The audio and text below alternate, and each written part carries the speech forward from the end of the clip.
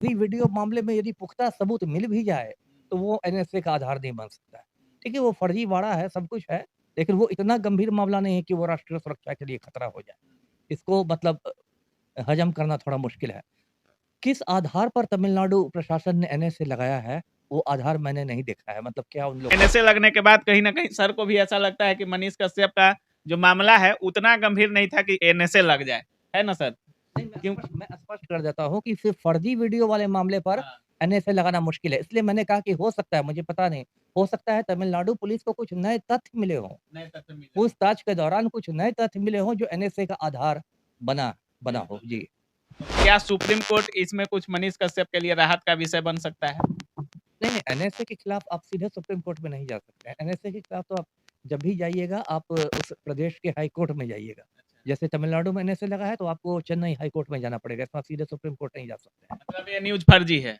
नहीं, नहीं, ये जो न्यूज़ आप सुप्रीम कोर्ट वाला कर रहे हैं, जो मेरी जानकारी है, उसमें मनीष कश्यप ने के वकील ने ये कहा है कि बिहार में और तमिलनाडु में सब जगह जो अलग-अलग जगह हो रहे हैं, उन उसको सब एक जगह। हाँ, उनको एक जगह कर दिया जाए। जैसे ये दौड़-भाग और ये जो मतलब मनीष कश्यप को जो परेशानी हो रही है, उसके वकील का कहना है कि वो परेशानी खत्म हो जाए, उनको एक जगह इकट्ठा कर दिया जाए। इसके लिए वो लोग सुप्रीम कोर्ट में गए। नमस्कार दोस्तों, काबिल न्यूज में आप सभी का स्वागत है। और जैसा कि आप लोगों को पता है, मनीष कश्यप अभी सुर्खियों में है।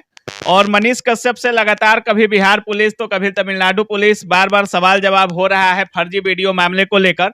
लेकिन एक बड़ी घटना ये सामने आई है कि मनीष कश्यप पर तमिलनाडु प्रशासन के द्वारा एनएसए एक्ट लगाया गया है उन पर। और इसी माजरे पर हम बात करने के लिए अभी पूर्व आईपीएस अमिताभ दास सर के पास आए हैं। सबसे पहले सर, स्वागत है आपका। जी, धन्यवाद आपका। सर, मनीष कश्यप पर एनएसए लगाया गया है। आप चूंकि प्रशासनिक अधिकारी रहे हैं और काफी उम्दा काम था आपका, इसीलिए हम आपके पास आए हैं कि क्या मनीष कश्यप के साथ एनएसए लगा है, तो एनएसए क्या है, इसमें मनीष कश्यप के साथ क्या हो सकता है सर? देखिए, ये थोड़ी चौंकाने वाली खबर आ रही है तमिलनाडु से कि मनीष कश्यप पर एनएसए लागू हुआ है। मैं पहले दर्शकों को बता दूँ ये क्या है। एनएसए का मतलब है नेशनल सिक्योरिटी एक्ट, जिसको हिंदी में कहते हैं राष्ट्रीय सुरक्षा कानून और संक्षेप में हिंदी में कहते हैं रासुका। रासुका लगाया गया है। ये देखिए, जो एनएसए है, रासुका है, ये सन 1980 में ये कानून बनाया था। जब श्रीमती इंदिरा गांधी देश की प्रधानमंत्री थी, तब संसद ने ये कानून पास किया था। और जैसा नाम से ही स्पष्ट है, राष्ट्रीय सुरक्षा कानून, कि वैसे व्यक्ति पर लगाया जाता है जिसकी गतिविधियां राष्ट्र की सुरक्षा के लिए घातक मानी जाती हैं, प्रतिकूल समझी जाती हैं, है ना? और बेसिकली ये प्रिवेंटिव डिटेंशन है। मतलब ऐसा, इसमें ऐसी गिरफ्तारी होती है कि अगर आपने अभी कुछ नहीं भी कांड किया है, लेकिन यदि प्रशासन को ये आशंका लगती है कि आप भविष्य में कुछ कर सकते हैं गलत, तो उसमें आपको गिरफ्तार किया जा सकता है। और ये जो एनएसए है, ये केंद्र सरकार, राज्य सरकार दोनों लगा सकती है और इसका अधिकार मतलब लोकल स्तर पर जिलाधिकारी को है या फिर पुलिस आयुक्त को है, पुलिस कमिश्नर को है ना? अच्छा सर, जी। अभी मनीष कश्यप पर जिस तरह से एनएसए लगाया गया है तमिलनाडु पुलिस के द्वारा, तो क्या हो सकता है मनीष कश्यप के साथ? देखिए, उसकी मुश्किलें काफ़ी बढ़ गई हैं, इसलिए बढ़ गई हैं क्योंकि जो पहले बिहार में ईओयू वाला मामला था और अभी तो तमिलनाडु पुलिस उसको रिमांड पर ले गई थी। ऐसा लग रहा था, मतलब ऐसी सोच थी लोगों की कि रिमांड पर लेके 5-6 दिन के बाद पूछताछ करके फिर रिमांड पर वो तमिलनाडु पुलिस उसे वापस पहुँचा देगी पटना और फिर पटना में उसको रेगुलर बेल मिल जाएगा 1-2 4 महीने। तारीख को बेतिया कोर्ट में हाजिर होना है। हाँ, हाँ, वही वही वही मतलब ये बिल्कुल, है। बिल्कुल। लेकिन एक मतलब एक नया धमाका समझिए किया है तमिलनाडु प्रशासन ने एनएसए लगा के। अब मुश्किल इस तरह से बढ़ जाएँगी कि देखिए, एक तो 3 महीने तक तो सीधे इसको ज़मानत मिलनी काफ़ी मुश्किल हो गई है। मतलब 3 महीना इसमें जमानत नहीं मिल सकता है। और बहुत कठिन है ये बत और वो अब तक वो रिमांड पर था, यानी कि पुलिस के पास था, अब उसको न्यायिक हिरासत में भेज दिया गया है, अच्छा, यानी जेल में भेज दिया गया अच्छा। है ना? तो मतलब न्यायिक हिरासत में और इसमें अंतर क्या है सर?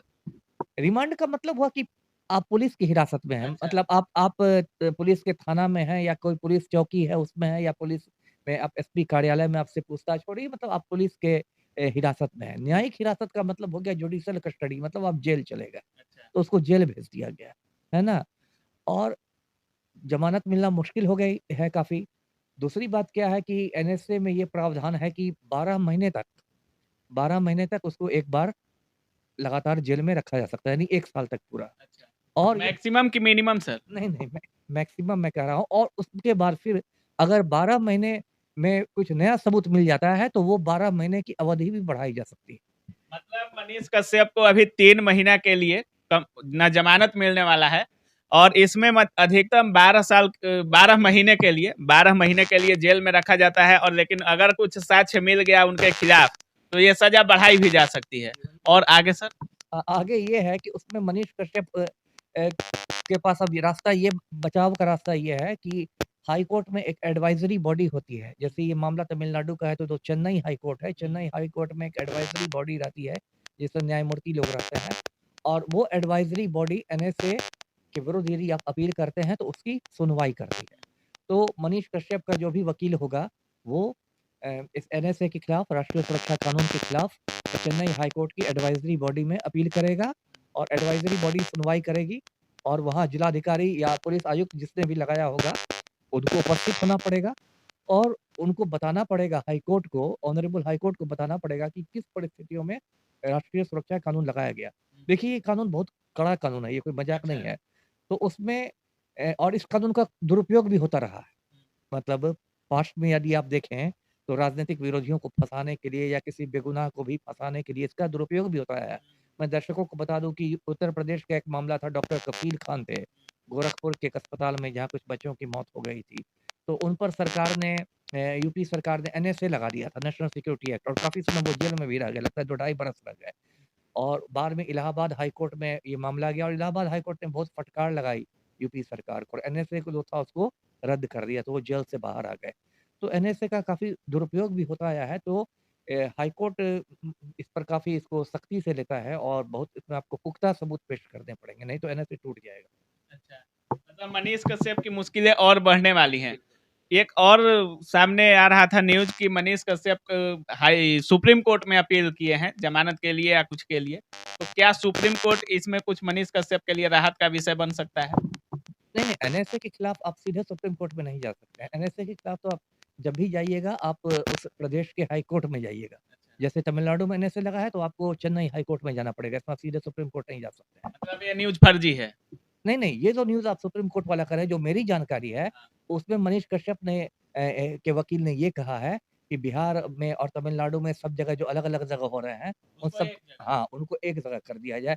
जैसे ये दौड़-भाग और ये जो मतलब मनीष कश्यप को जो परेशानी हो रही है, उसके वकील का कहना है कि वो परेशानी खत्म हो जाए, उनको एक जगह इकट्ठा कर दिया जाए। उसके लिए वो लोग सुप्रीम कोर्ट तो क्या ऐसा होता है सर? क्यों नहीं होता है, सुप्रीम कोर्ट तो सुप्रीम है, नाम ही है सुप्रीम कोर्ट। कई बार होता है कि एक ही मामले पर अलग-अलग देश के अलग-अलग कोनों में केस दर्ज हो जाता है एक ही मामले में और उस व्यक्ति को अलग-अलग अदालत का चक्कर लगाना पड़ता है।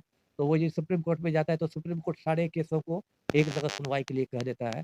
तो उससे आदमी को उस हद तक परेशानी बच जाती है। सुप्रीम कोर्ट को तो अगाध अधिकार है, असीमित अधिकार है। हुँ। तो सर अभी जिस तरह से एनएसए लगाया गया है और मनीष कश्यप एक यूट्यूबर हैं, पत्रकार हैं, तो क्या इनकी मुश्किलें और ज़्यादा बढ़ेंगी? आपको लगता है कि 12 महीने का जो न्यायिक हिरासत होता है, क्या इन पर लागू होगा चीज़ें? जिस तरह से फर्जी वीडियो मामले का मामला है, अभी कोई प्रूफ नहीं हो पाया है कि फर्जी ही है या कुछ है।